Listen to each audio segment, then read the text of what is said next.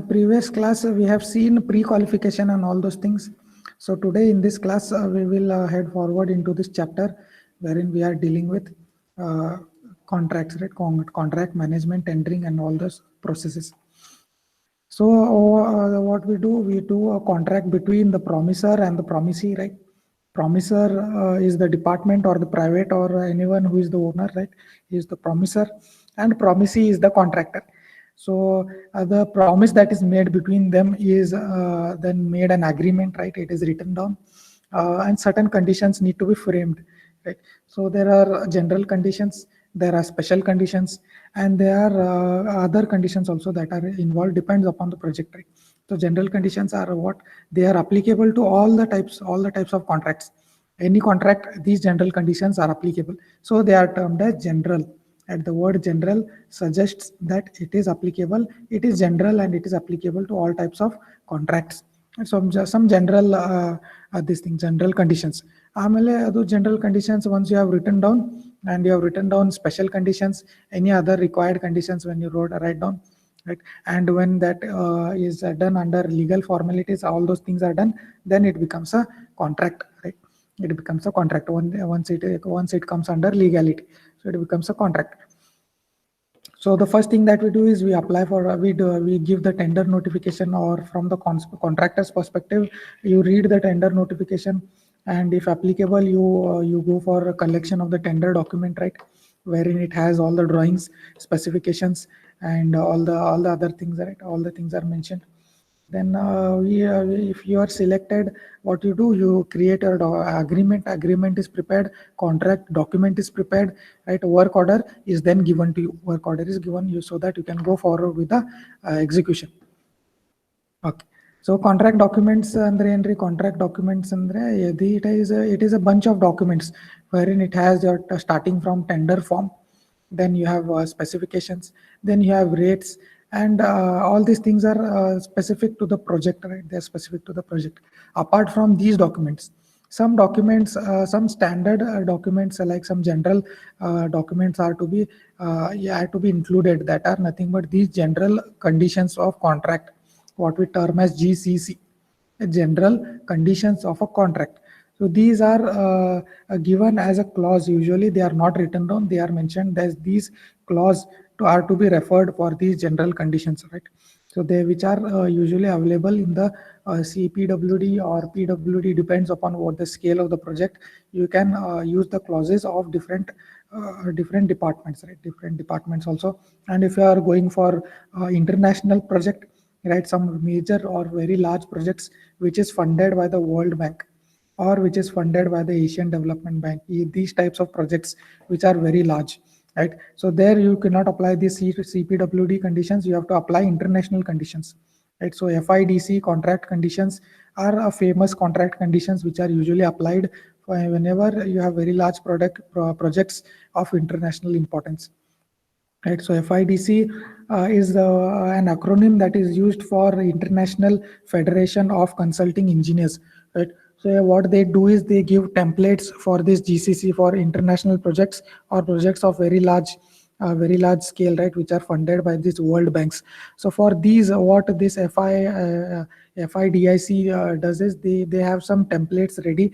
So what they do is that they apply these general conditions given by this FIDIC FIDIC body, right? FIDIC, and that is the acronym or the short form for what? International Federation of Consulting Engineers, right? So it is in French. Okay, FIDIC is in French, and that conversion I've told you of this FIDIC conversion I've told you, it is what? International Federation of Consulting Engineers. Okay, so it is in French. Okay, it is in French. Okay, so some general conditions, okay, some general conditions, or what you call as standard conditions, are used in all contracts. Okay, all contracts entered by the party or the owner, right? They are entered by the party or the owner. So we will learn all what are these general conditions in detail later, but let us understand what is meant by this general GCC. Okay, so different owners, like these different departments, we have CPWD department, we have MES departments, right? Various departments like the CPWD, they have their own standard forms or general conditions which they apply for all of their contracts. So it depends upon which department is handling. They have their GCCs ready, right? General conditions, and they apply that for every contract that they take, right, or they give. Okay. So what these general conditions of contract do, they set out a certain responsibility and obligations of the parties. That these obligations and responsibilities we will learn as we get into the details, right? So they set out, or they give some response. They give out that you are responsible, that you have to do this responsibly, and you are obliged to do this, right? Obliged meaning you have to do this, and it is your responsibility. Others all general conditions in terms of clauses are mentioned. So these are included in your contract. Okay, then other things, right? What is the scope, right? What is the scope of the work? What is the scale of the work? And what are the performance criteria? How you have to perform? What are the criteria for your performance? What are performance criteria, quality criteria, right? Workmanship criteria? All those things are general things are mentioned in this particular segment of your contract. Then regarding other things like valuation and payment terms, how payment is to be done, what is the process, all those general things are also mentioned here. Then they have been tested in court over a period of time, meaning they are very much applicable and legal in terms of judiciary. They are tested in court many times. They are they are perfected by many years, right? They are coming down the years for many years, and they are perfected by time. So these general conditions of contract are very much important, and they have to be included in all the projects or all the contracts. Okay, so now we will go through a few general conditions of a contract. Okay, a few general conditions we will go through. Now these are not all the things; they are just a few important ones which are listed down over here. Okay, so the rates agreed by the contractor should be complete work, including transportation of materials, labor, tools, plants, and other necessary agreements. And the rates that are agreed between the contractor, by the contractor and the owner, right? Whatever the rates that they decide, it should be including what your transportation, any the material rate, the transportation rate, right? And any tools and plants that are required for that particular work, at all those, comprising of all those things, you have to finalize the rate. Okay, so not separately, but they should compromise or comprise of all these things. Okay, so the rates that are agreed for every work should comprise of all the things that are required to complete that particular work. Okay. So the second general condition is that, so this condition is applicable to all, right? So 10% of security deposit has to be given, right? So this is applicable to any type of project or any type of contract that you are giving. 10% of security deposit is to be given. And suppose if it is not given at the beginning, if you are not, if the contractor is not able to give the security deposit entirely in the beginning of the project or the work, what they will do is they will deduct monthly from that running bill. They will deduct from the running bill of the contractor. Okay, there you have option. If you are not able to, if you are a contractor and if you are not able to pay the security deposit entire amount before the beginning of the work, what you can tell, you can deduct that particular security deposit monthly or at a, say, a certain period, right, decided period from your running bill. Okay, running bill you can deduct. Okay. Now the third general condition is what you can read. You have to complete within the specified time, right? Some general condition. You will give them some time, right? You have to complete this particular project within this stipulated time. So although you have to mention that within the time, whatever is mentioned, you have to finish your time. And suppose if you not finish within time, what you will do? What can be done? Your owner will give you some penalties, right? He will apply some penalties. He will give you some fine that you have to pay because you are not delivering the project on time, or whether if any delays are occurring in the process, right? The penalty will be occurred by the for the contractor. He has to pay some fines, right? Suppose there is some delay from the owner side itself, right? Sometimes what will happen, there will be some delay, right? Sometimes in delay of the processing, right? And sometimes what will happen, the work will be done by the contractor, but the owner will not come and check for the completion, right? So it is a fault from the owner side. In sometimes what will happen is, sometimes from the owner side also there will be delays, right? In delays in terms of payment, right? If he has not given payment of the previous months, previous many months, 2-3 months he has not paid running bill, so then the contractor cannot go forward with the work. So there that is the fault of the owner. Right? Similarly, if he has promised that he will give the material, and material will be given from the owner itself, and the contractor has to only execute. ಮತ್ತೆ ಏನಾಗುತ್ತೆ, he has not given the material on time.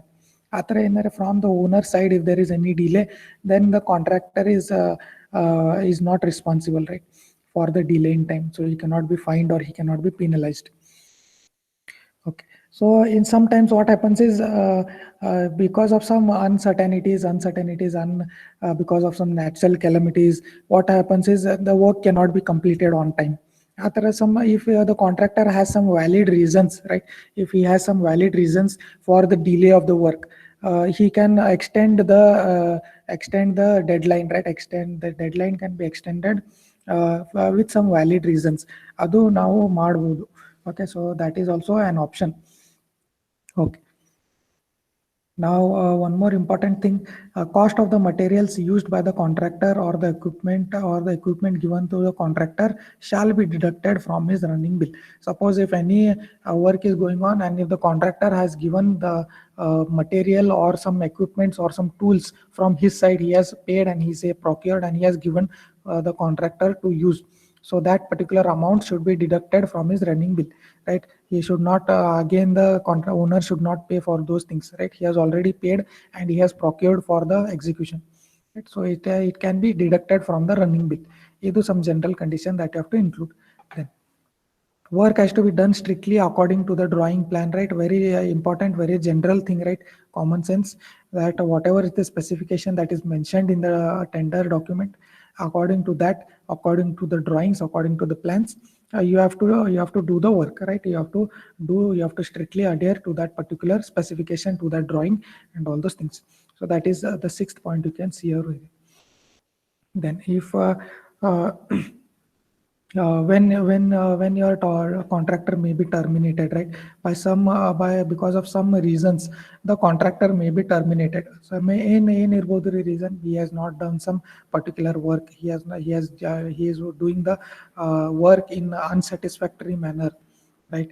The owner is not satisfied by the work, the quality is very bad, right? Any illegal things the contractor is doing, right? In such conditions, the contract can be terminated.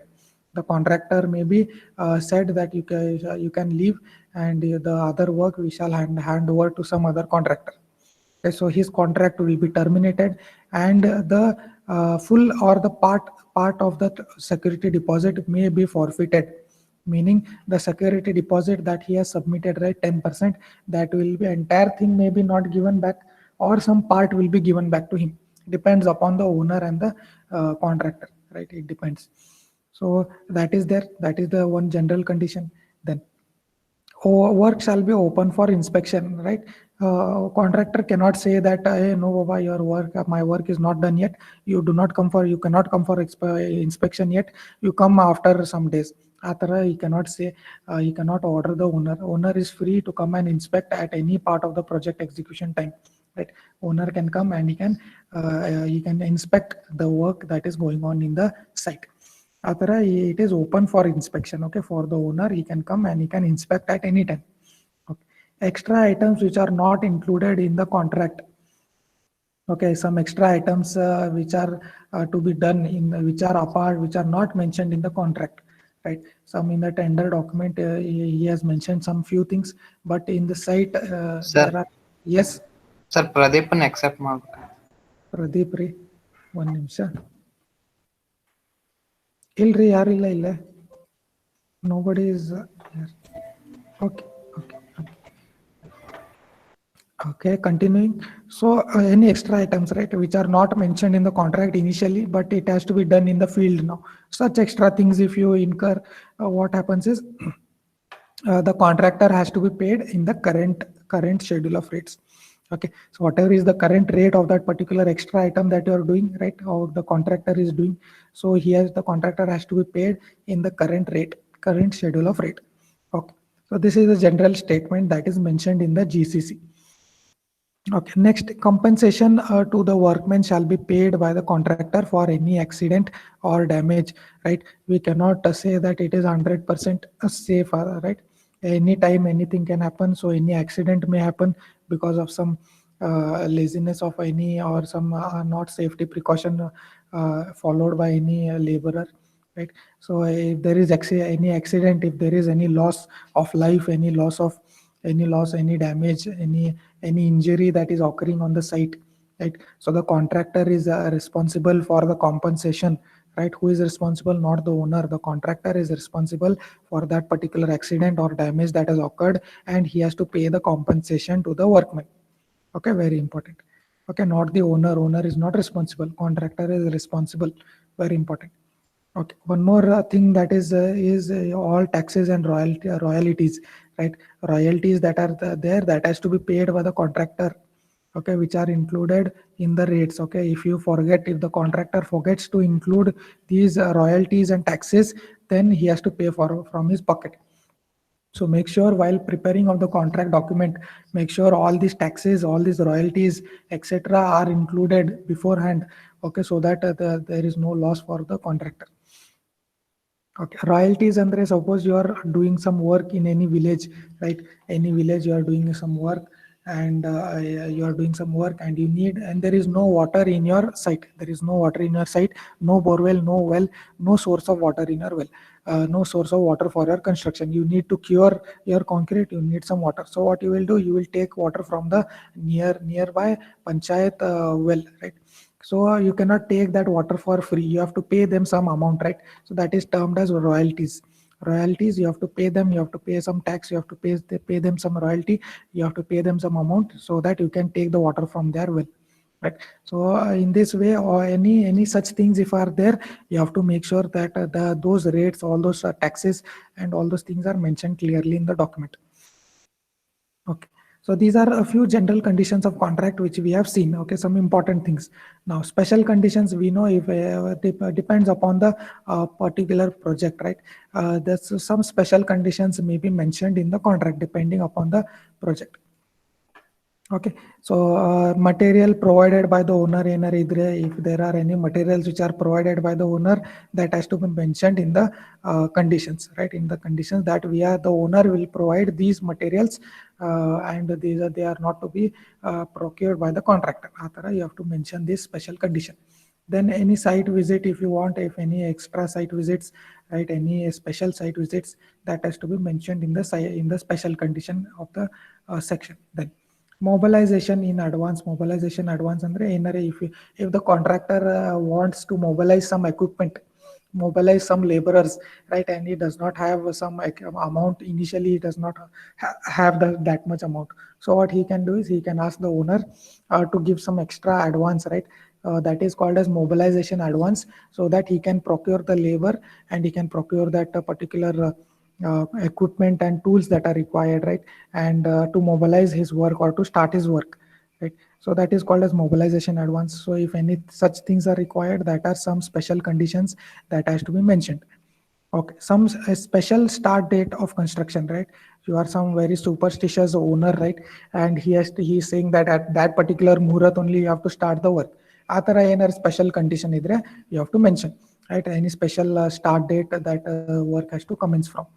ಮತ್ತೆ some special condition like after special date, like after the monsoon starts at a certain date, right? After say suppose October 1st you have to start, right? Monsoon stops, right?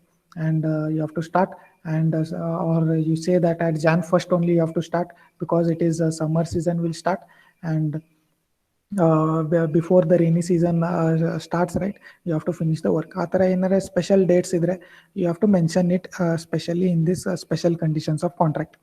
Then requirement of various reports related to projects. Any extra reports or any extra tests, that are specific test or specific reports, if you want, you have to mention that under the special conditions of contracts. Okay. Okay. So these are some general conditions and special conditions that are mentioned in the contract document. So I hope you have understood what is meant by general conditions of contract, GCC, and what is meant by special conditions of contract, SCC. Okay. So you can just let me know whether you have understood by raising your hand. I can check who are active and listening, and who are not just here for attendance. Anything from your side, if you want to add also, you are free to share with us. so that we have some extra knowledge also. If I have not explained any of the thing, you can explain. You can just share with us. Okay, you can lower your hand. So moving on to the next thing you can see here is CPWD contract conditions. That I've told you, every department has their own conditions which they have framed and which they will be using for every project or every contract. They will be adding these particular points. So what are these points? As pointed out earlier, CPWD conditions of contract are widely used, right? Widely used, and they are used as a reference. So let us go through these few things that are mentioned over here. So a few important GCCs are mentioned over here. You can see a few important general conditions which are used from the CPWD contract. So we will go through all of these. Now the first thing, first clause that is here, you can see compensation for delay and incentive for early completion. ಇದೇನ್ರಿ ಇದು ಅರ್ಥ ಏನ್ರಿ ಇದರದ್ದು? What is meant by compensation for delay? What is meant by this term compensation for delay? ಇದರದ ಅರ್ಥ ಏನ್ರಿ? What is meant by this? You can try to explain in your own words. Sir, if the project is delay, you have to pay some compensation, sir. Who has to pay whom, Baba? Contractor, sir. Who is paying for the contractor? Owner? Owner will pay for the delay made by the contractor. No, sir. Contractor will pay the compensation to the owner, sir. Right, very good, correct. So if there is any delay from the contractor side, that's correct. If the contractor does some delay, correct, if the contractor is making some delay in the completion of work, or if the progress is going very slow, right? If the progress of the work is very slow, not up to the mark, and the owner is checking the work, right? Inspection will be going on. So if he checks and if he sees that the work progress is very slow, unsatisfactory, and if the deadline is not met, right? If certain deadline is kept, right? And if that is not met by the contractor, so there will be loss incurred for the owner, right? Suppose if there is any road or highway work that has to be done by the contractor and it has to be finished within certain time. So the contractor does a delay of 1 month, right? 1 month. So what will happen? That 1 month loss will be incurred by the owner, right? It will be loss for the owner because that particular toll would have been started in the previous month itself, right? And he would have collected tolls, and that much loss has occurred for the owner. So the owner has some loss, and so what has to be done? The contractor has done some delay, so the contractor has to pay some compensation, and there is some amount he has to pay for that particular delay of the work, right? So from the contractor, if any delay has occurred, the contractor has to pay some compensation amount to the owner. Okay, so it can be reverse also. It can be reverse, so right? If the owner has not done some work and he has some delayed in some paying some bills or giving some material or tools which he has promised but he has not given, he has delayed, right? He has not done, he has not approved the bills, right? Athara ಏನಾರ delay from the owner side idre, then the contractor, can he ask for compensation? What can he ask in terms of compensation? Owner will ask for money in terms of compensation, but what the contractor will ask as a compensation? Will he ask money or will he ask some time? Will he ask Some for extra time. Right, correct, very good. So he will ask some extra time for as a compensation. He will not usually ask money in terms of compensation. What he will ask is extension of the deadline, because you have done the delay, you give me some extra time for completion. Athara from the owner ಏನಾರ delay ಇದ್ರೆ contractor will ask for extra time. Okay, that is meant by compensation for delay. Okay, incentive for early completion andre ಏನ್ರಿಪ್ಪ? Incentive, what we call as bonus. Okay, bonus for early completion. ಇದರದ ಅರ್ಥ ಏನ್ರಿ? bonus for early completion ಅಂದ್ರೆ If the work is complete before its deadline, then sir, what we call, sir? ಅದು bonus Baba, bonus. Sir, the owner will give some bonus, sir, if the work finished before its deadline. Okay, so if the contractor finishes his time before the stipulated deadline, right? If the contractor finishes the work, so suppose the same example of a road, right? And if it was to be completed at December, if he completes at October itself, then the owner can start his toll, right? He can get a profit of 2 months. So what the owner will do is because the contractor has finished before time and he is getting extra profit, so the owner will give some bonus for the contractor because you have completed within before the deadline itself. It depends how much early he has completed, depends upon the time, right? He will give some bonus to the contractor. So that these clauses, all these things in detail are mentioned in this clause number 2 and 2a. Okay, clause number 2 and 2a of the CPWD, these clauses are mentioned, which are usually included in the GCC, right? GCC, General Conditions of Contract. Okay, so this is for compensation of delay and intensive incentive for early completion. Okay, no problem. Now, clause number 3, you can see our next clause, determination and or rescission of contract in event of breach. Clause number 3, in event of breach andre, in event of breach andre, breach of what? Breach of what? What is meant by breach? Breach is nothing but crossing something. Breach, you are breaching something, you are breaking something. Breaking or breaching of what? We are concerned with breach of what? Breach of what? Breach of contract, Baba. Breach of contract, right? Breach of contract or whatever you have agreed upon. If you breach, if the contractor is not doing it as per the, as per the contract, or he is breaking the contract and doing some other thing itself, right? As not as per the specification, not as per the drawings. If he is doing that, then what we'll do? Determination and rescission andre ಏನ್ರಿ? Rescission of the contract andre rescission of contract. Suppose if the contract is break, what will do? They will revoke or they will remove the contractor, or they will cancel the contract itself. That is meant by rescission of contract or cancellation of contract or removal of the contractor or revocation of the contract. Atra, when there is an event of breach, ಆತರ ಏನ್ ಮಾಡಬೇಕು? What is the process? This clause is very important. You can see they have also mention that this clause is very important, right? Because this is a very common thing that there are some breaches usually they are done in the contract, and when you are dealing with large contracts and there is breach, right, there is huge loss incurred for the owner. So in such conditions, this clause is very important, and if you forgot to mention this clause, then the owner will be under huge loss, right? So make sure all these general conditions are mentioned in the GCC. Okay, so this clause is very important, right? And it empowers the owner or the organization to determine or to rescind the contract in the event of breach. Enare ತಪ್ಪು ಮಾಡಿದ್ರೆ he can revoke that contract or he can cancel that contract as a whole.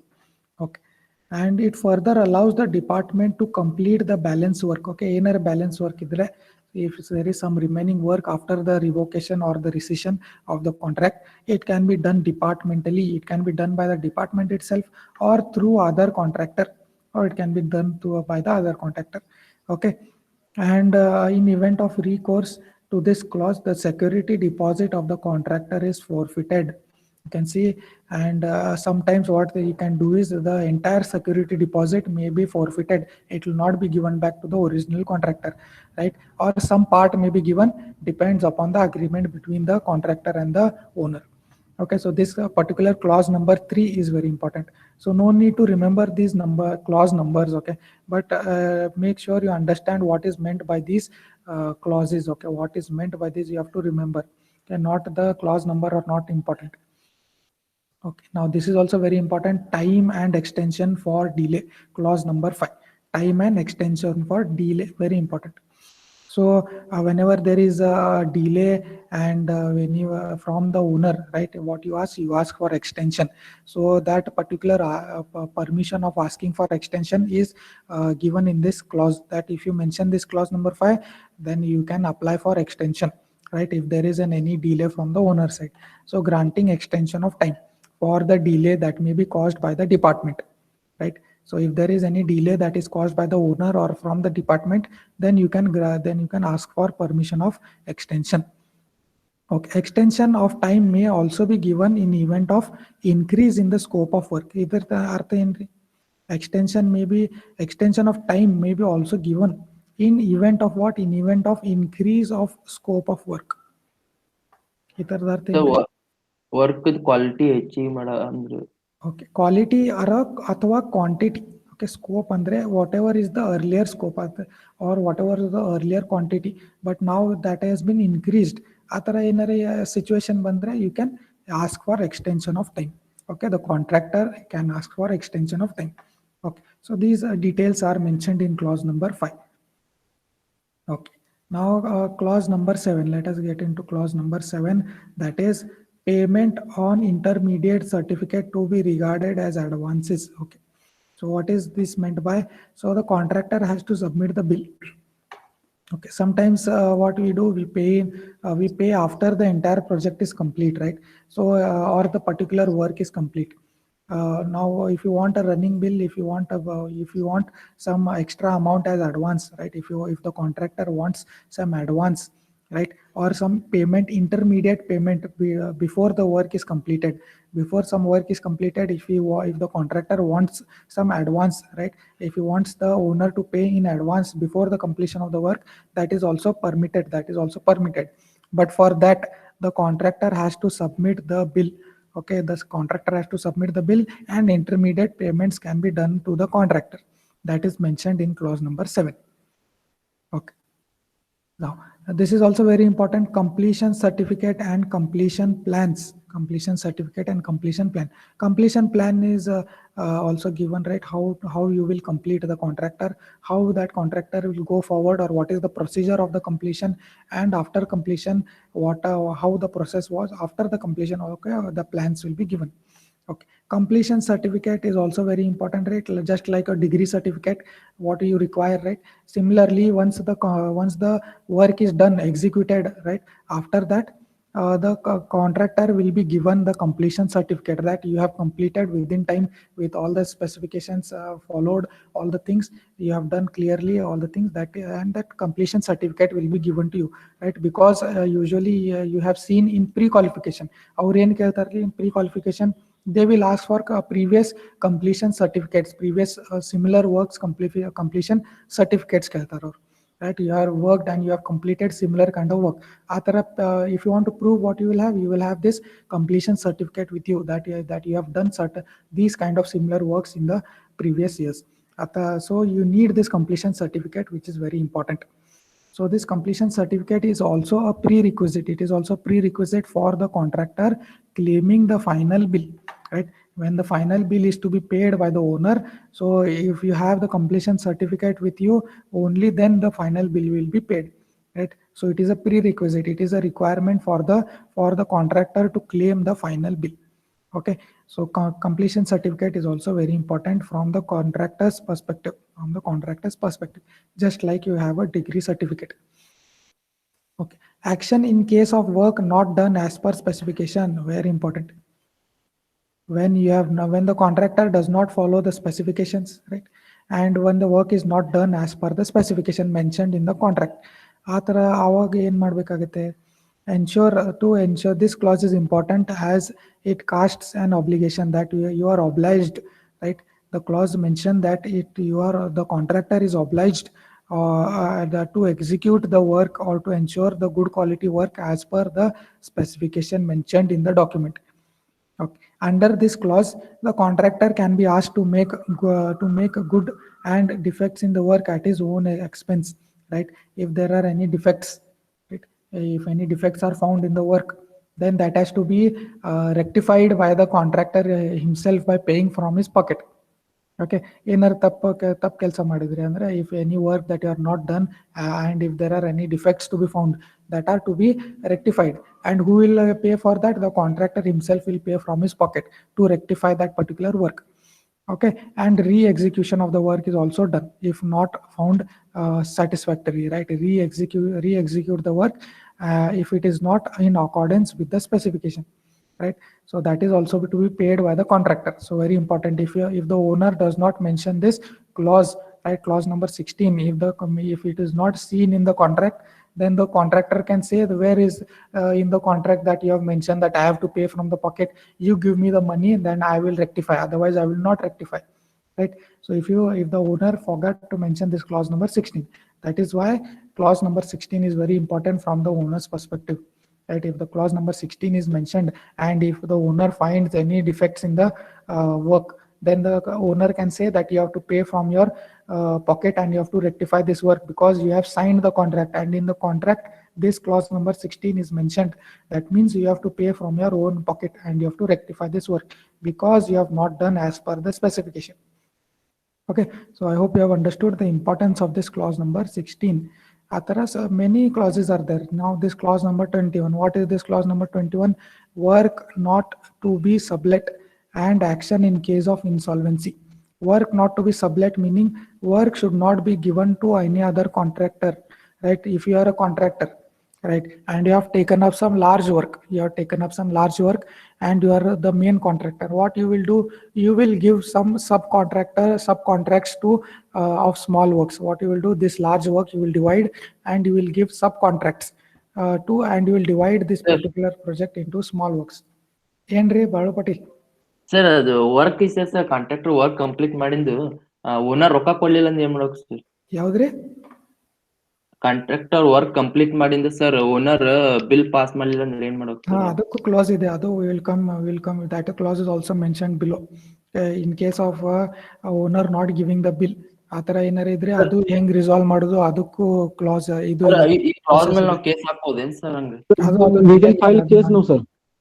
Yes, we can file case. That I will go, it is there, right? You can see here settlement of dispute and arbitration. Here it is mentioned. And sir, here. I if will sir explain. owner will extend the work, then sir? Owner extend the work in the sense he has given us some extra Fine, work. sir. No, Extra sir. work. Like sir, if the tender is passed for 1 kilometer work for road, and in while ongoing work, sir, he told that you have to increase 200 meter road. Okay. So we have to go new tender, or in that only they will. No. adjust. That comes under this. You can see here increase in an event in the increase of scope of work, right? That is Yes, what sir. over here, right? Increase in the scope of work, meaning the work is extended from the owner's side itself. Then what the contractor will do? He will No, ask sir. for extension of time. And No, the like current, sir, if the yes. sir road work, then it is in form of tender, no sir. So that if the work is extended, so we have to go for new tender, or in that tender No, only they will. that tender they will make changes, right? They will make changes. There is provision. They can make Yes. changes. They can do, and they can have an agreement between them, Okay, sir. right? And he will be paid by the current rates, right? Whatever is the current rate, not by the earlier signing rates, right? Yes, sir. That will be there. Yes. Then coming to whenever the owner is not paying because of some reason, owner is not paying and all those things, that is mentioned in the next clause number 25. That will come after we finish clause number 21. Okay. Work to be sublet, as I've told you, sublet or subdividing the work and giving subcontracts. Okay. So clause number 21, permission to sublet or assign the contract to other party should not be given to the contractor. Okay, so that is usually prohibited. But if he wants to do that, if he wants to sublet or to assign the contract to any other party, or if the contractor says that yeah, I am not very much experienced, that I have a friend or a contractor who is very much experienced and I will allow him to do the work for me. Okay, ಆ ಥರ ಏನಾರು ಇದ್ರೆ that can be done, but it has to be approved, okay, by the divisional officer. It has to be approved with the owner and by the divisional officer, and without prior reference that cannot be done, right? It has to be informed to the owner, it has to be informed for the officer who is the responsible, and then they have to go forward with changing of the by giving the sublet or assigning the contract to any other party. Okay, so that is mentioned, that those details are mentioned in clause number 21. So ಈ clause ಅಲ್ಲಿ ಏನಿರುತ್ತೆ ಅಂದ್ರೆ these statements what I am explaining, right, these will be mentioned in legal format, right? So all these things will be mentioned in using some legal words and in some proper statements in these clauses. Some framework will be there and proper statements will be there in this clause. Okay, so not like this, it will be not mentioned like this in clauses, they will be mentioned in some legal terms. Okay, so coming to settlement of disputes, right, as I've told, if the owner is not ready to pay because the owner thinks that the work is not satisfactory, it is not up to the mark, but the contractor says that he has done work up to the mark, but the owner is saying that it is not up to the mark, right? So there is some dispute, right? There is some dispute and there is some problem between both of between the two parties. ಆ ಥರ ಇದ್ದೇ ಇರುತ್ತೆ. There will be some situations wherein there will be disputes. ಈಗ dispute ಆದರೆ ಏನು ಮಾಡ್ತೀರಿ, you usually go for court. But before going to court there is some person who is in between to solve before going to the court. That person who will be appointed to who will be appointed to listen to your grievances, meaning he will listen to your problems. ಏನಗಿದೆ, ಯಾಕಾಗಿದೆ ಎಲ್ಲ ಕೇಳ್ತಾರೆ ಅವರು. That person who has the authority to solve your case, right, to solve your dispute before going to the court is called as an arbitrator, right? So that person is responsible for listening your grievances, for determining what is the course of action to be used to solve your dispute. ಏನ್ ಮಾಡಬೇಕು, ಹೆಂಗೆ ಇದು dispute solve ಮಾಡಬೇಕು, right? Because if there is any dispute, you cannot just leave the contract or leave the work incomplete.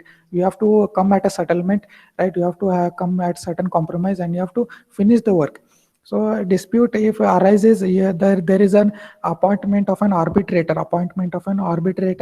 and who will listen to both of the parties, and he will give some what a statement that you have to do this thing and you have to solve the dispute. Okay, ಆ ಥರ ಏನಾರ arbitrator ಬಂದರೆ, and if still they are not satisfied, arbitrator has given some statement, has given some statement that you have to do this kind of work, that you have done, this dispute can be solved in this manner. But both the parties are or any of the party is not listening to this statement or this what you call as action that is given by the arbitrator. You are not satisfied by this particular settlement. ಏನ್ ಮಾಡಬೇಕು, ಅವಾಗ you can go to the court. Okay, the contractor cannot go to the court of law for the redressal of his grievances unless he has exhausted the channel of arbitration, right? Unless you have gone through arbitration and unless you have not gone through this arbitrator, only after then, and if you are not satisfied, then you can go to court. Okay, and then court, you have to follow the court procedure for the settlement of your dispute. Okay, the first thing that you have to do is the appointment of the arbitrator. That arbitrator will try to solve, and if any of the parties is not satisfied by the settlement, then they can go for the court. Okay, only after you have exhausted the channel of arbitration, then you can go to the court for solving your dispute. Okay, so artha aitri, clause number 25, if this clause is mentioned, then only you can go for arbitrator and you can go for the court. Okay, settlement of dispute and arbitration. Okay, then going to Government of India for court, you know there are various procedures. You have to follow the court procedure for the solving of the dispute. Okay, so I hope your doubt is cleared. So moving on to employment of technical staff and employees. So what this clause number 36 says is, you have to employ proper technical staff, right? Technical staff cannot be just anyone, right? He has to have some proper degree. He has to be well trained. He has to be qualified, right? And he has to have some skills, right? So all those things are mentioned in this clause number 36. You cannot just employ any person as a technical staff. So the prerequisite that is required for a technical staff and employees, that is mentioned in this clause, right? So that is why it is required, so that your work that is executed is of proper quality, right? And any consequence that would arise on failure to do so, right? So if any for failure of the particular work, who will be held accountable? First, the technical staff who has given the wrong design, or the technical staff who has not executed the proper the execution of the work, he has not supervised properly, right? So that here, if any failure, the consequences will be first dealt by the technical staff. Okay, so because of that, we need to deploy well-trained, qualified and skilled professional at the site. Okay, very important. Even if the designs are proper, if the execution is not proper, there will be high chance of failure. Okay, and it is not like any computer program has failed or any app has failed. If a structure fails, there will be a loss of life and loss of money, right? So this is very important. Okay, return of money over excess, this is not very important. This is very technical, and we can skip on this particular clause. And if you want, you can read, and I will explain in the next class if you want. a return of material and recovery of excess material. So this generally what this clause says is, if there is any material which is excess, right, any material that is remained after the execution of the work, right, any material that has remained unused at the time of completion, right, you have ordered in excess, the contractor has some excess material, he has ordered in excess, and that material is unused after the completion of the work. So what to do of that material, how to return it, right, and what is the return rates, and what are the procedures to be followed, that is to be mentioned in that particular clause number 46. Okay, now escalation charges, very important. Escalation charges, escalation clause. What is meant by this escalation clause? What is meant? Can you identify this word escalation? What it means? Escalation, right? Here also it is mentioned. Price escalation clause.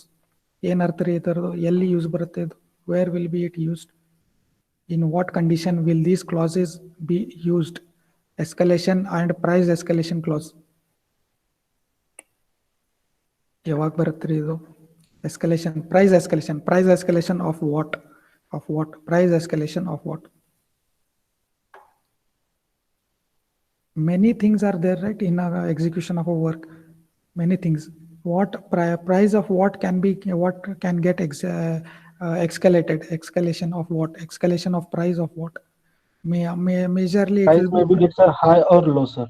right. Price can go either escalation, meaning it will go higher. Usually it will go higher, and usually if it goes lower, then not much are required. Not much clauses are required for falling down, right? Prices falling down. But whenever prices go up, there are many problems that will arise, right? Whenever the prices of what? Prices of materials. Price of materials, if it goes higher during the execution, or price of the labors or the daily wages that you have to pay, right? The daily wages of labors as per the government, right?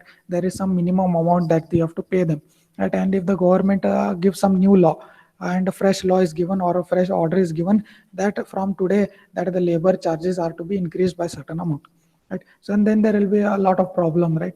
So what you have to do in such conditions wherein there is price escalation, so that is covered under this clause number 10C, 10CA and 10CC. Okay, very important clause. Okay, ಈಗ ಏನಾಗತ್ತೆ ರೀ? Tell me, what if the price escalates?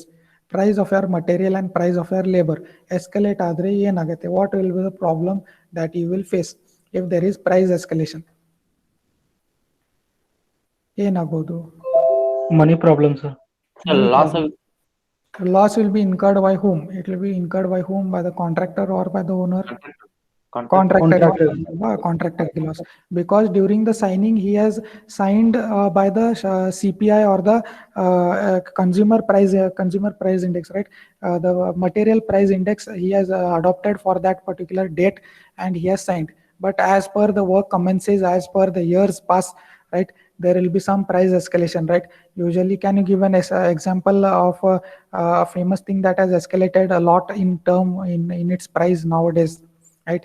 Some regarding vehicles, right? Regarding vehicles, what has increased by many petrol, right? Very good. So there is a escalation of petrol in a few years. You can see that the price of petrol has increased very much, right? And if you have a very large project which you have signed in 2018, and now in 2020 you can see the price of petrol has very much increased. So yeah, the contractor will face loss, right? Very much, because the transportation cost of the material, of the labor, and any other thing of equipment, tools, right, it will be automatically increased. So yes, sir petrol rate increase ಅದ sir. ಈಗ petrol pump ದಾಗ ಲಾಭ ಆಗುತ್ತೇನ್ sir? Petrol ಪಂಪಿಗೆ ರೀ? Petrol ಅಂದ್ pump sir, ಈ petrol rate ಇವತ್ತು increase ಮಾಡಿದ್ರ ಮೊದ್ಲ ಸ್ಟಾಕ್ ಮಾಡಿರ್ತಾರಲ್ರಿ? ಹೌದೌದು, ಅದು ಕೇಸ್ ಇರುತ್ತೆ ಬಿಡ್ರಿ. ಜಾಸ್ತಿ ಸ್ಟಾಕ್ ಇರಲ್ಲ ಅವ್ರ ಕಡೆ. ಎಷ್ಟು ಸ್ಟಾಕ್ ಇರ್ಬೋದ್ರಿ? 1 ಟ್ಯಾಂಕರ್ 2 ಟ್ಯಾಂಕರ್ ಸ್ಟಾಕ್ ಇರುತ್ತೆ. ಸರ್ ಅದೊಂದು 200 ಲೀಟರ್ ಐತನ್ ಸರ್, 500 ಲೀಟರ್. ಅದಕ್ಕೆ ಏನ್ ಮಾಡ್ತಾರ ಅವರು? Sometimes I have seen, if the government announces that from tomorrow that the rate will be increased by 2 rupees ಅಂತ ಡಿಕ್ಲೇರ್ ಮಾಡ್ಬಿಟ್ರೆ, what the petrol pump will do is they will close down the petrol pump itself today. They will close down and they will start tomorrow, because today if they sell, they have to sell by today's rate. So what they will do, they will close down and they will say that we don't have stock stock, even though if they have stock, ಆ ತರ ಏನಾರು ಮಾಡ್ತಾರೆ. But from the gold rate ಹಂಗೆ ಆಗುತ್ತೇನ್ sir? gold rate ಕೂಡ fluctuate ಭಾಳ ಆಗ್ತಾ ಇದೆ, but gold rate will usually go on increasing rate. So what is the current gold rate? If you know what is the gold rate? 53,444 sir. ಹೌದು 50,000 it is crossing, right? Depends upon the area also, depends upon the area. So usually Goa, if you go toward ports, right, ports, harbors, there will your rates will be lower, right? In Goa, if you go, price of the petrol will usually be less by 20 rupees, 25 rupees, it will be less per liter, right? So yeah, other you can see, but from the vehicle owners point of view, ಏನ್ ಮಾಡ್ತಾರೆ ನಾಳೆ, if you say that petrol is increasing, what you will do, Baba? If the government announces tomorrow the price is increasing by 2 rupees, what you will do today? ಪಟ್ನಾ petrol ಹಾಕ್ಸ್ಕೊಂಡ್ ಬರ್ತೀವಿ sir. Patna ಹೋಗಿ full tank ಮಾಡಿ ಬಂದ್ಬಿಡ್ತೀರಿ, full tank ಮಾಡಿ ಬಂದ್ಬಿಡ್ತೀರಿ. ಆ ಥರ same ಇರುತ್ತೆ from owners perspective, contractors perspective. ಆ ಥರ ಕಾಂಟ್ರಾಕ್ಟರಿಗೆ ಭಾಳ ಲಾಸ್ ಆಗುತ್ತೆ if the price has escalated a lot. So to cover for that particular losses, some clauses are mentioned, escalation clause and price escalation clause, right? So certain clauses like these clauses are there, and certain provisions are given. Okay, so clause number 10C, you can see the first clause number 10C. The contractor can be reimbursed due to the increase, right? Reimbursed meaning given some extra incentive, given some extra cost that is increased because of the extra payment, because of the increase in what? Increase coming because of the direct result of fresh law or statutory rule or order in price of material, right? It can be a increase in the rate of material or in the rate of daily wages of the labor, right? Because of any law, the material price or the labor price has increased. Okay, comparing to the prevailing rates at the time of tender signing, right? Compared to the time of signing, if the rate has increased, so the contractor may be given some incentives or may be given some extra amount, right? If the clause number 10C is mentioned, according to this clause, the contractor can be reimbursed due to the increase of the cost. Okay. Now, clause number 10CA provides for varying amount of contract due to increase or decrease in prices of materials pertaining to the work. Okay, clause number 10CA provides for varying amount of contract, varying in the amount of contract due to increase or decrease. Okay, increase or decrease in the prices of materials. Okay. Now coming to price escalation clauses.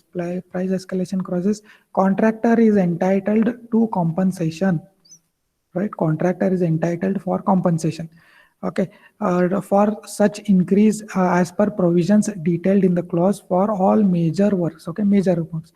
ಏನರ ಚಿಕ್ಕ work ಇದ್ರೆ, some small work ಇದ್ರೆ, some work which is completing in say some 6 months, 6 months ಅಥವಾ less than a year, then you cannot apply this for this particular clause. You cannot apply for this particular price escalation clause. Whenever your work is less than specific, say less than 18 months or less than 12 months, you can see that now the rule is price escalation is normally applicable for project duration not less than, sorry, it is whenever your project duration is less than 18 months, you cannot apply this price escalation clause.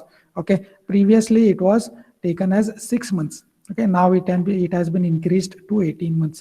So if you be careful, if your project is under 18 months and if you have taken a contract now and suddenly in 2 months if the rate has very much increased, then the loss has to be paid by you, by the contractor. Okay, so whenever you are having major works, right, and whenever the works are extended to many years, then this particular clause is very helpful for the contractor. Okay, in event of escalation in price of material, escalation in the price of material, escalation in the price of labor or petroleum or any oil and lubricant. So petroleum, oil and lubricant is termed as POL, petroleum, oil and lubricant, POL. Then the cost of work which escalation is possible is reckoned as 85%. 85% of the cost of work as per the bills. Okay, minus the amount of the value of materials supplied department. Any department, if the material is supplied by the department, that you have to minus, that is meant over here, minus the amount of the value of the materials supplied by the department. Then one more important thing here is that what I have underlined over here, the compensation is worked out as per increase in material cost index. The material cost index or the CPI Price consumer price index is given out monthly by the government, right? Monthly issue it is the material cost index or the consumer price index, right? So there is consumer price index, there is material cost index, and there is consumer price index for labor also. Okay, so the increase in the material rate or the increase in the labor rate or the increase in any POL, right? So that has to be worked out as per this particular indexes. So these indexes are given out monthly. You have to refer these indexes, and you can work out what is the compensation that you have to give to the contractor. Okay, so depending upon these indexes, you have to calculate, and you have to give out the compensation for the increase in the price. Okay, there are certain percentages I have told you, certain percentages are mentioned in that particular indexes. You have to go through that, and according to that, you have to give the compensation. Okay. Then usually what is followed is material and labor, the components, material and labor. Material is kept as 75% as the any work, if you are doing any kind of work, right? 75% is kept for material and 25 is kept for labor, 25 kept as labor. And depending upon these percentages, okay, in case of building works, right? In case of building works, this is how the POL is negotiated, is negligible. Okay, component of POL is negligible, and components in this POL is not included. You can see only material and labor is included. POL is negligible in building works. Okay, in building works, this POL is not included. Okay, and a component that is material and labor are kept as 75 and 25, and the respective compensation can be calculated. Okay, so the here you can see a few important things. Suppose you have signed the document in January. You have signed in January at that particular material rates you have signed, and at what happens at say at mid of the year, say June, there is price escalation. There is price escalation, and you have what you have done. You have procured the material at the latest price at June, and what you are doing, you are taking the bill, you are preparing the bill at December. You are preparing the bill at December at that prevailing rates where the rates have further escalated, right? So you cannot apply the bill for the December rates, right? What they do is they usually take 3 calendar month average, the preceding month in question. So whenever there is price escalation, and say suppose I've told you at June the price escalation has happened, right? So you cannot just take the prevailing rates of June. What they do, they take the average of the previous 3 months. Previous 3 months average togotare, other no, that rate they will apply in the bill. That rate has to be applied. Okay, for compensation and for any other thing, the average of the previous 3 calendar months they will choose. Okay. Then one more important thing here, you can see if there is decrease, what can be done? Is decrease idre endre owner will pay? No, right? So any decrease idre what the owner will usually do, practically I'm speaking, if any decrease in the rate, if the contractor, what will happen, there will be profit on the side of contractor, right? If there is any decrease, if the signing amount is more of the material, but there is any decrease in the amount as the work progresses, the owner will not take any action, right? Owner usually practically will not take any action. The contractor, he will say that contractor's profit it is, let him keep that profit. But theoretically there is some process, right? If there is any decrease, the downward adjustment can also be possible. Right, downward adjustment of the cost of the work is possible, but practically we do not do this, right? It is the profit or the bonus that is for the contractor. Okay, so I have explained this thing. Escalation is not applicable for project less than 18 months. Keep in mind, this is also very important. Okay, first initially it was 6 months previously, but now they have increased it to 18 months. So I hope you have understood how this particular price escalation is done. Price escalation. Okay. So moving on to next thing, next important clause is if there is any addition, if there is any alteration, or if there is any substitution. So what is to be done? So this clause empowers the department to order addition, alteration, substitution as may be required during the execution of the work. So this clause gives the power to what? To the department. This gives the power to the owner or to the department to add anything, to alter anything, or to substitute anything. So if you are asking me the doubt that what if the owner says that you have to increase from 1 kilometer to 1.5, right? So the owner has the right, because this clause gives the owner the power to add that particular additional things, right? So any addition in the work, right, and any alteration if required in the work, and if any substitution also required in the work, can be done if this clause is mentioned. Okay, and that can be done by the contractor, and the prevailing rates can be used for the bills, right? And any extension can be also asked by the contractor, because it is additional or alteration from the owner side, right? So extension in the deadline can be asked by the contractor. Okay, so these are a few things regarding what we have studied now. Studied regarding important clauses mentioned in what? Mentioned in CPWD contracts. Okay, CPWD, we have studied a few clauses from this CPWD contract. So these are what? GCC, which we have studied. General conditions of contract we have studied. Okay, which are widely used in India. CPWD contract conditions, GCC contract conditions we have studied now. Okay, so any feedback from your side, any questions or any extra things you want to add, you can do it now. Is it clear, this part what I have explained up to now? Yes, sir. Very important, right? Very interesting, very important from a contractors or also owner's point of view. Okay, any additional thing you want to share, you can share. Yes, Balu Patil. Sir ಅದು contractor ಐತಲ್ sir, profit ಮಾಡ್ಕೋತಾರಲ್ರಿ, ಅದು owner ಗೊತ್ತಾಗದೇನ್ sir? ಯಾವ ತರ ರೀ? Any example you can ಈಗ ಒಂದು for example ಒಂದು 4 lakh road ಕೊಟ್ಟಿರ್ತಾರೆ sir, ಅವ್ರು 3,50,000 ಅಷ್ಟೇ ಖರ್ಚು ಮಾಡಿ 50 ಉಳ್ಸ್ಕೊಂಡಿರ್ತಾರೆ ಸರ್. ಅದು ಇಲ್ಲಿಗಲ್ ರೀ, ಆ ತರ ಮಾಡಬಾರ್ದು. ಯೂಶಲಿ ಅದು ಆಗಲ್ಲ. ಯಾಕಂದ್ರೆ if there is this rate which you have decided, right, 4 lakh you said, 4 lakh is usually for you said an example that 4 lakh is to be the price that is usually for the construction of that particular road. Adu heng decide ಮಾಡ್ತಾರೆ 4 lakh? They will decide based upon the specification, based upon the estimation, right? Analysis ಮಾಡ್ತಾರೆ, specification ಇರುತ್ತೆ, ಅದು ಪ್ರಕಾರ prevailing rates use ಮಾಡಿ they will come at a conclusion that this will cost 4 lakhs. Okay, and if the contractor is doing that particular work in say 3.5 lakhs, right? So he has done some gotala in some work, right? In some work he has used some lesser work, he has not lesser material or some inferior quality material, or he has done some lesser quality work, right? And not a proper quality work, not followed the specification. ಆ ತರ ಇದ್ರೆ that the rate will be lesser, right? Execution work. ಎಲ್ಲ government work ಹಂಗ ಮಾಡ್ತಾರೆ sir. ಹಾ, ಹೌದು, that is illegal. ಅದೇ what they will do, they will do inferior quality work and they will take the profit. ಆ ತರ ಮಾಡಬಾರ್ದು. That is not preferred, because quality is main, right? Quality is to be maintained. Quality maintain ಮಾಡಿಲ್ಲ ಅಂದ್ರೆ ಏನ್ರಿ ಉಪಯೋಗ ಇಲ್ಲ. ಅದು work ಅದು ಏನ್ ಮಾಡ್ತಾರೆ ಅಂದ್ರೆ they will do inferior quality work so that the work that the road will wash away in the coming rains so that they can get new contract in the next year to construct the same road. ಆ ತರ ಮಾಡಿ they will earn profit.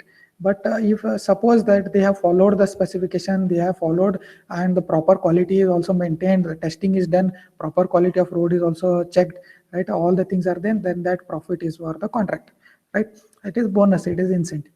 But usually that will not happen, right? Because if you follow specification and the rates, that will not usually happen. Okay, so any other thing from your side? Any question? Any other additional thing you want to share? Right, so major things are covered in this contract, right? Major general things which we have studied, right? All the general things are usually covered in this contract. Very important clauses. Okay, so this is what we have studied regarding CPWD. Similarly, you will having the clauses, different clauses for different departments, and for international, I have told you, we usually use FIDIC clauses from these particular documents, right? Tender documents. Now moving on to essential requirements of valid contract. So before we get into this, let me know if you need a break or should I continue? Sir ಇನ್ನೊಂದು 15 ನಿಮಿಷ ತಗೊಂಡ್ಬಿಟ್ಬಿಡ್ರಿ. ಇನ್ನು time ಇದೆ ರೀ, 15 ನಿಮಿಷ ಎಲ್ಲ ಅಷ್ಟೇ ಆಗುತ್ತೆ sir. ಈಗ ಬ್ರೇಕ್ ತಗೊಂಡ್ ಮತ್ತೆ ಹೇಳಿದ್ರು ಅಷ್ಟೇ ಆಗುತ್ತೆ sir. No, because we are lagging behind, Baba.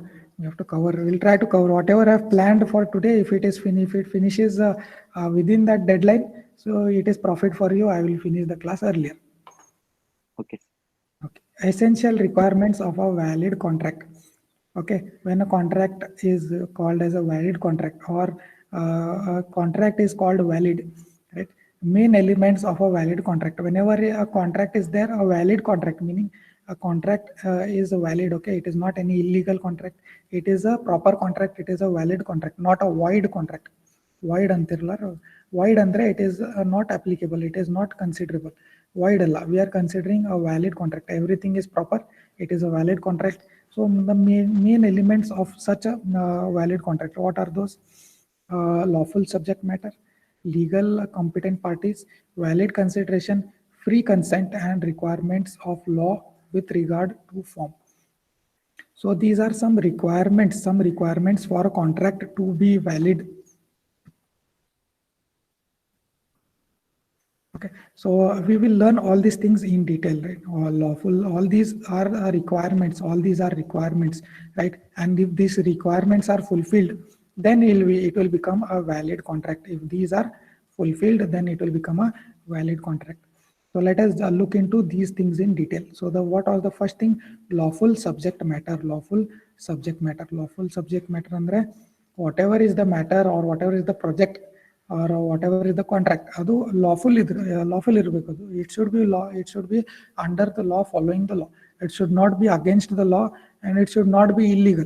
Okay, so that should be under the jurisdiction and not anything unlawful. Right, lawful subject matter has to be there. So you can see any illegal contracts that come under limelight are as follows. Anything that are coming under this are considered as illegal contracts, right?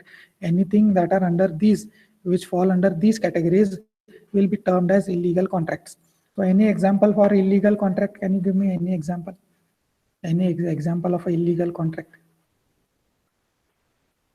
Illegal, which is not coming under the law, which is not following India's laws.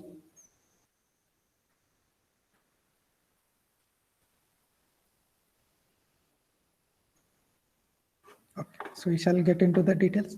Contracts in which fraud, crime, gambling, etc. are involved. Yavadare contract alli fraud idre scam madakadiripa.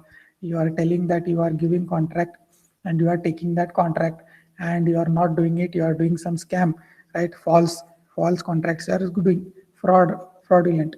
So those are illegal. Crime, regarding any crime, like you are giving some contract to do some crime. Those are also illegal, right? Very common sense things. Gambling involved idre gambling, sattebazi, ಏನರೆ gambling ಮಾಡಕತ್ರಿಪ contract ಅಲ್ಲಿ, that is illegal. Okay.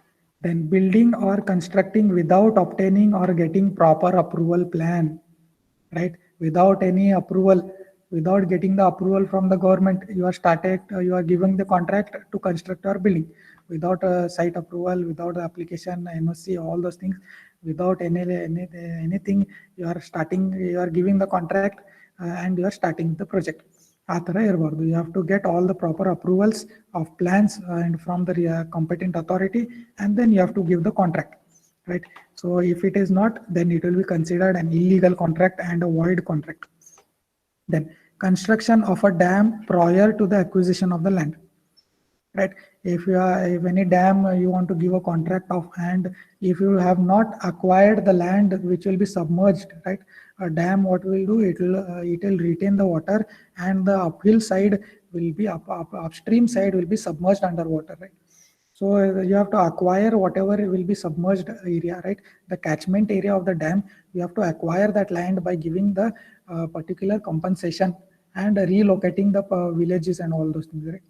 So if that is not done, and before that, if you are doing the construction of the dam, if you are giving the contract to the construction of the dam, that is illegal. That is considered as a void contract.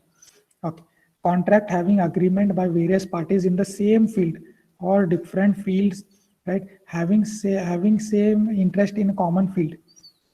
Not to compete. Either the artha entry andre, if there is a contract or there is a tender notification which you see, that you are seeing a tender notification, and you are a group of contractors. You are a group of contractors who are in the same field. You are a group of contractors. You are friends. All of you are friends, right? You are from the same field, or you are friends of your contractors working in different fields. Your contractors, one you are working in road contracts, one is from building contracts, one is dam or WRD contracts, right?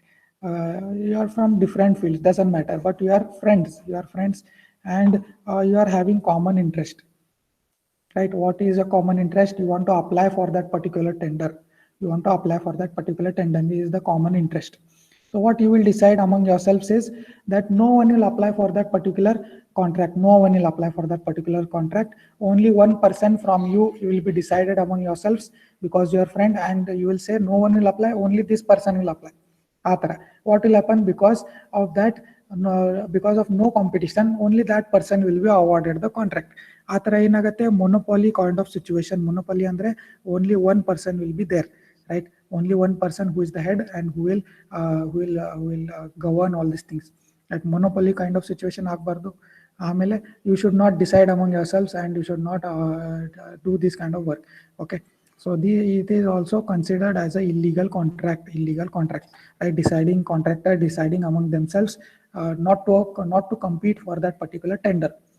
So all of these are coming under lawful subject matter, right? They are considered illegal contracts. Okay. Further, you can see further it should be considered, and no one needs to remember that a person cannot run away from the responsibility, right? You cannot run away. You cannot take a contract, and you cannot just run away from their responsibility by stating that he or she has entered into the contract unknowingly. Unknowingly, how can you go and procure documents? Unknowingly, how can you go and apply for the tender and you can bid, right? Unknowingly, how you can do the analysis of rates, right? And unknowingly, you have paid the security deposit also. Situation. So you cannot just simply state that I have done all this process unknowingly and I cannot do this work. You cannot state, and you cannot run away from your responsibility. Then you will be held responsible, and you have to pay penalty, you have to pay fines, you will be held accountable. Okay. So unknowingly, you cannot just say that you have come by mistake, you have come unknowingly, and you cannot just run away. Okay. Section 23 of the Indian Contracts Act.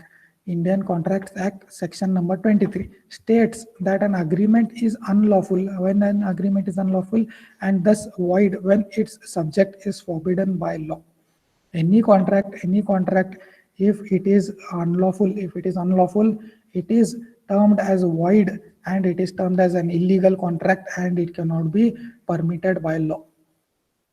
Okay. So this particular section number 23 of Indian Contract Act says that any contract which is against the law is not considered as a contract. It is considered a void contract. Okay, not a valid contract. Okay, so I hope you have understood the meaning of this lawful subject matter, whatever is coming under this thing. Okay, so a contract to be valid has to be lawful subject matter. Whatever is the work that you are giving has to be lawful and not against the law.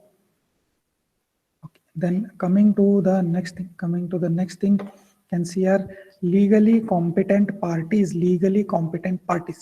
Right. So the parties entering into contract, that is the owner or the department and the contractor, both of them should be legally competent, right? They should be having their registrations, they should be having legalities that they have followed, and not any illegal person. They cannot just enter into the contract. They cannot make a contract with each other. They should be legally competent. What is meant by this legally competent? Meaning they should not be minors, right? Any of the parties among these two should not be minors. They should not be idiots. Idiots irbardripa aste. They should not be lunatics. Lunatics andre crazy person. Crazy person idre ಅವ್ರ ಜೊತೆ contract ಆಗೋದಿಲ್ಲ. Drunken ಕುಡ್ದು ಬಂದ್ರಿಪ್ಪ contract. ನೋಡ್ರಿ ನಿಮ್ friends ಯಾರೇ ಕುಡ್ಕೊಂಡು ಬಂದ್ರಪ್ಪ, drunken they have come and they have started, they have taken tender document and they have applied for the bid. ಆ ತರ ಇದ್ರೆ these will not be considered as a legal contract. This will be considered as a void contract. Okay, so minors cannot apply for any contract. Minor cannot apply. So that is coming under section number 3. Section 3 of Indian Majority Act. Indian Majority Act andre minor andre chikkavanu 18 year and lesser. Majority andre above 18 years of age. You will consider as a majority. You have entered your majority, right? From minority, you have entered into majority. Athara. Okay. So says every person domicile of India is deemed to have attained his majority when he completes his age of 18 years and not before, right? So minors who are less than age of 18 cannot be given any contract. Atara, so rule is okay. Contract by a minor in India is absolutely void, not void, not just void, absolutely void. And the parents or the guardian cannot be held accountable. Very important. If some chick Huduga has taken some contract and he has not completed, so if you go and catch his parents that your son has taken contract and he has signed the contract but he has not completed, now you pay the fine, you complete on his behalf. You cannot go and catch the parents or the guardian and you cannot hold them accountable. Okay. Okay, a minor contract is altogether void in law, and minor therefore cannot bind himself by a contract. He cannot sign a contract. Minor cannot sign a contract. Minor's contract cannot be ratified by minor on attaining the age of majority. Now, suppose in your minority you have signed some work, you have taken some contract, illegally you have taken some contract when you are less than 18 of age.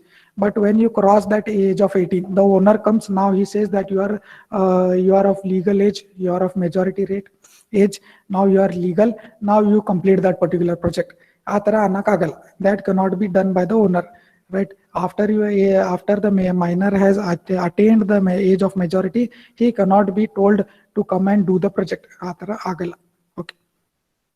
A contract in minor does not give the creditor any rights against the minor parents.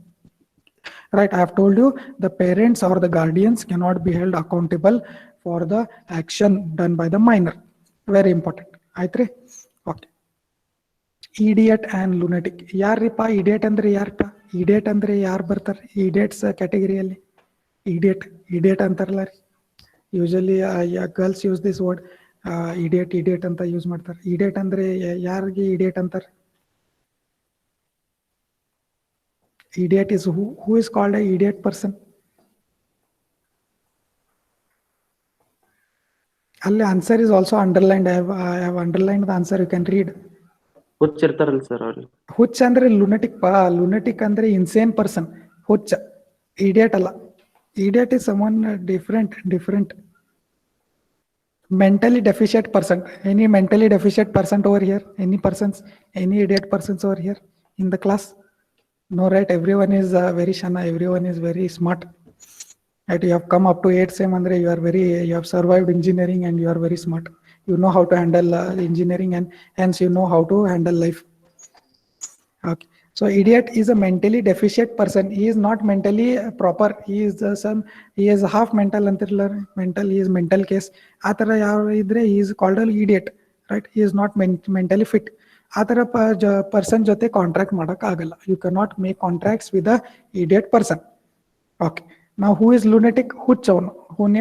Lunatic is a huch person or insane person, what you call, right? And who is not having a sound mind. He is not having a sound mind. He is having an unsound mind. Huch tara ಮಾಡ್ತಾರೆ ಅಂತಾರಲ್ಲ. He is not a sound. He is not having a sound mind. Right? He acts like a insane person. Right? So those person cannot be given any contract. ಆ ತರ ಏನು ಮಾಡಕ್ಕಾಗಲ್ಲ. ಅವ್ರ ಜೊತೆ ಏನು contract ಮಾಡಕ್ಕಾಗಲ್ಲ. If it is done, it will be considered as void. They will consider it as a void. Okay. Drunken person ಜೊತೆ contract ಮಾಡಕ್ಕಾಗಲ್ಲ. ಏನ್ ಆಗ್ಬಹುದು? ಡ್ರಂಕನ್ ಪರ್ಸನ್ ಜೊತೆ ಮಾಡಕ್ ಆಗತ್ತೆ, ಏನಾಗ್ಬೋದಪ್ಪ ಡ್ರಂಕನ್ ಪರ್ಸನ್ ಜೊತೆ ಕಾಂಟ್ರಾಕ್ಟ್? ಡ್ರಂಕನ್ ಅಂದ್ರೆ ಏನ್ರಿಪ್ಪ? ಡ್ರಂಕನ್ ಅಂದ್ರೆ ಇಂಟಾಕ್ಸಿಕೇಟೆಡ್ ಪರ್ಸನ್ಸ್. ಇಂಟಾಕ್ಸಿಕೇಟೆಡ್ ಅಂದ್ರೆ he has taken some drugs, he has taken some alcohol, right? He has taken some any illegal substance and he is intoxicated. He is not in his sound mind. He is behaving like a idiot. He is behaving or acting like a lunatic. Right? Those are drunken people and you cannot make any contract with some drunken people. Okay. But suppose now a person he's a very good contractor. He's a very good contractor. He has very much experience, right? But he keeps on drinking 24 hours. He is drunken 24 hours. ಆ ತರ case ಇದ್ರೆ ಏನ್ ಮಾಡ್ಬೋದು? Can we give him a contract or can we not give him a contract?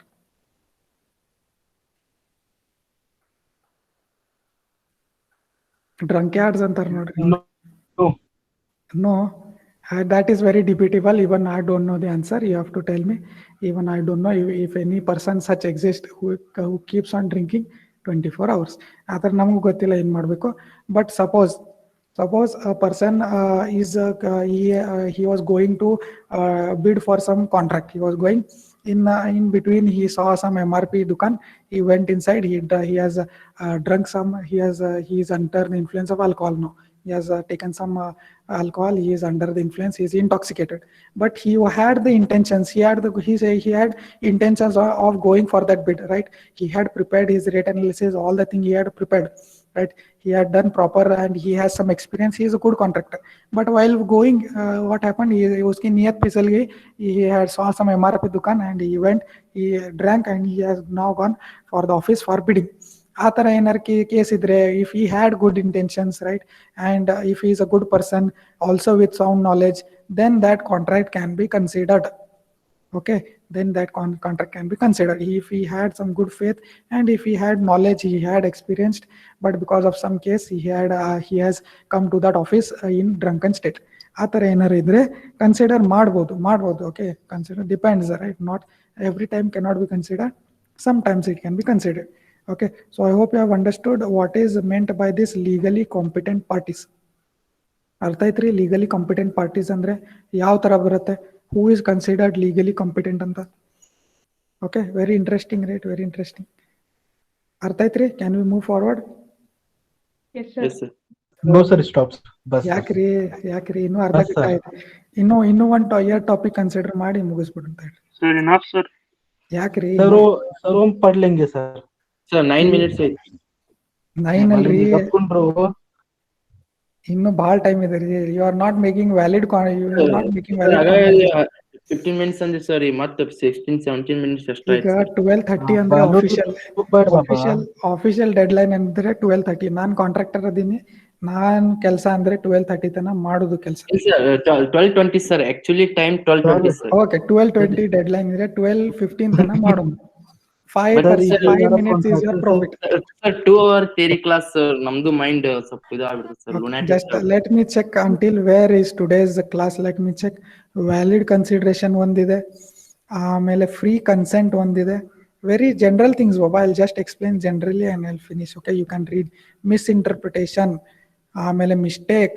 By mistake you have got into that contract. ಆವಾಗ ಏನ್ ಮಾಡ್ಬೇಕು? ಆಮೇಲೆ misinterpretation ಮಾಡಿ ನಿಮ್ಗೆ ಏನಾದ್ರು ಧೋಕಾಧಡಿ ಮಾಡಿ ಫ್ರಾಡ್ ಮಾಡಿ ನಿಮ್ಗೆ ಕಾಂಟ್ರಾಕ್ಟ್ ಹಾಕ್ಯಾರ, ಅವಾಗ ಏನ್ ಮಾಡೋದು? ಆಮೇಲೆ provision under law for regard. Okay, so much you have to cover. So this is the plan. Okay, up to classification this is what I have to cover today. Up to sub contracting ಇಲ್ಲಿ ತನ ಮಾಡ್ಬೇಕಂತ target ಇಷ್ಟಿದೆ ನೋಡ್ರಿ ನಮ್ದು. So some friends are saying continue. ಭಾಳ ಇದೆ ರೀ portion. We are still behind. You can see the scroll button here. You can see this particular thing. Can you see here? Where are we? Still not have we reached half? We have still lot of things to cover. Or will you read on your own? Should I consider this as completed? Theory we can read our own. Next class ಹೇಳಿ sir. Next class ಬ್ಯಾಡ್ರಿ. Interesting ಐತಿ sir ಅದು. Interesting ಇದೆ ಬಿಡ್ರಿ, ಅದಕ್ಕೆ ಅನ್ನತ್ತೀನಿ. Okay, valid consideration ಮಾಡಿ ಮುಗಿಸ್ಬಿಡ್ತೇನೆ ತಡ್ರಿ. ಇದು ಒಂದು last valid consideration. When will your no, what is this meaning? The consideration andre what is the proposal, whatever the consideration, sorry, not the proposal, whatever is the profit or whatever is the award that you are promising, right? Whatever is the in return profit or in return award or in return bonus that you are giving, that is called the consideration, right? I was in the statement, what you usually say, you do this work and I will consider your work, right? ಆ ಥರ consideration ಅಂದ್ರೆ ಏನಾರು profit, ಏನಾರು some bonus that you are giving to the contractor, that is consideration. That should be valid. You should give some valid consideration. right? Some valid consideration, like some usually valid consideration is usually in terms of monetary value. It is in terms of some amount that you are going to give as profit, right? Usually 10% of profit is the consideration that is made by the contractor. Athara some valid consideration you have to give. Some you cannot just say you idu kelsa ಮಾಡ್ರಿಪ್ಪ ನಾ ನಿಮ್ಗೆ ದೇವರು ಇದು bless ಮಾಡ್ತಾರೆ ಆ ತರ ಏನಾದ್ರು consideration ಮಾಡ್ಬೋದೇನ್ರಿ? Will it be valid? ನಿಮ್ ಬಹಳ ದೇವ್ ಸುಖಿ ಇಡ್ತಾರಪ್ಪ, ನಿಮ್ಗೆ ಇದು ಕೆಲಸ ಮಾಡ್ಕೊಡ್ಪ, ಆ ತರ ಏನಾರ ವ್ಯಾಲಿಡ್ ಇರುತ್ತೇನಪ್ಪ? ಇರಲ್ಲ. It cannot be valid, right? You cannot say that you do this work for me and God will bless you. ಆ ಥರ ರಿಟರ್ನ್ ಏನಾರ ಕೊಡ್ಬೋದು? ಇಲ್ಲ, that is not considered as a valid, right? So some definite amount or some definite interest ಇರ್ಬೇಕಪ್ಪ, some definite thing that you are giving as a consideration, that should be valid. Okay, it should be clearly mentioned in the contract. That is one more important thing. Some impossible promises, right, should not be given. Some impossible promises should not be given, right? So some impossible promise andre, suppose I am an owner, I give you, you are a contractor, I will tell you build building namge some 2-floor building ide, you build this particular building in 2 days or in 1 week, I will give you 10 lakh as profit. Is it possible? No, it is not possible. Impossible. Even if the profit is very high, it is not possible. So such impossible promises or acts should not be given. They are not entertained by law. Okay, very interesting. Such valid considerations. Okay, next thing. It must be competent, real, and not ambiguous. It should not be confusing. Okay, it should not be any illegal. Any illegal return you should not give. Okay, some work you do, I will give you some illegal substance, right? If you do this work for me, I will give you some illegal thing, right? Some chori kamal I will give you. Athara enare illegal thing I should not give you. It should not be illusory. It should not be illusory. Some imaginary thing. Okay, some imaginary thing you should not promise in return. It should be competent. It should be real and not ambiguous. It should not be confusing. It should not be any illegal. It should not be any imaginary thing. Okay, which is not real. Which is not impossible, right? Which is not impossible and not uncertain. Okay, uncertain andre idu kelsa, some you do this work for me and maybe I will give you some profit. Athara uncertainty should not be there, right? Helakagalla, I will give you or I may not give you. Athara, okay, should not be uncertain. It should not be uncertain. Okay, such illusory, impossible, uncertain things you should not promise. You should not promise. Okay, agreement without consideration is void. Okay, you cannot just give any contract. You cannot give without any profit, right? Without any consideration, you cannot give any contract. Very important. The contractor has to be given some contract, has to be given some profit, has to be given some incentive, has to be given some value, right? In return, he has to be given something which is real, which is competent. Okay, without that, your entire contract is considered as void. It is not valid enough. Okay, so agreement without consideration is valid with which satisfies these following conditions. These 4 conditions are very important. The contract must be in writing. Writing alli irbeku. It should be in hard copy, printed, right? Printed. It should be printed. It should be in writing. Very important. Not just some oral things. Orally, I have said that you do this work and in return I will give you some profit. Athara orally you cannot promise. You should write it down legally. You should follow the framework. Then it must be registered according to the law of registration of the documents. Adu stamp papers, document papers, adu yen irutte adu you should follow the law and you should get registered as per the law of registration. It must be between parties standing near relation to each other. They should be related to each other, meaning they should be a owner and a contractor. Athara ಸ್ವಲ್ಪ ಏನಾರ relation ಇರಬೇಕು ಅವ್ರ ಜೊತೆ. Owner meaning a person who is giving the contract and a person who is executing the contract, right? They should be related to each other, meaning they should be related in the field or to the work that they are doing. Okay, they should proceed out either proceed out natural love, affection between parties andre ಆತರ ಅಲ್ಲ, but they should have some tendency towards each other, that they should have some bharosa towards each other. They should have some trust. They should have some faith that they will do some work for me and they will complete the work for me. ಆತರ ಸ್ವಲ್ಪ ಇರಬೇಕು ಮನಸ್ಸಲ್ಲಿ. ಆತರ ಈ ತರ 4 conditions satisfy ಆದರೆ it will be considered as a valid. It should be considered as a valid thing. Okay, so the next thing that we are going to do, okay, this we will do in the next class. Free consent, very important. Free consent. Under free consent, we have mistake. Under free consent, we have misinterpretation, and we have one more thing, right? We have under coercion and under influence. ಈ ತರ 4 things ಅದಾವ under free consent. Under free consent ಅಂದ್ರೆ you are not willingly getting into the contract, right? You are not getting into the agreement willingly. You have been got into the contract by mistake. You have got into the contract, or by some fraud you have got into the contract. By some fraud they have done and they have got you into the contract, or you have got into the contract under some influence, under some pressure they have made you to sign this contract. Atara, so irbardu, it should be under free consent. Okay, so this I will explain in depth in the next class. Okay, fine. Okay, no problem. Okay, so please give your attendance and wait for my instructions. Don't exit the session.